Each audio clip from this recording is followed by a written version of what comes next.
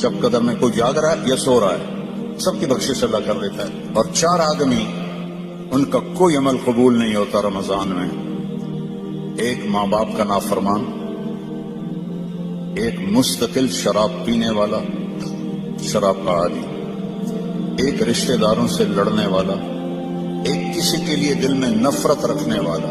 یہ 4 محروم ہو جائیں، باقی سب کی بخشش ہو جائے۔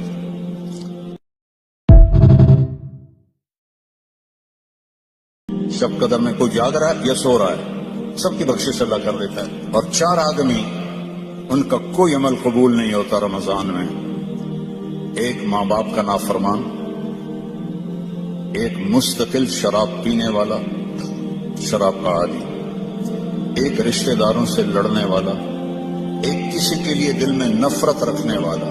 یہ 4 محروم ہو جائیں، باقی سب کی بخشش ہو جائے۔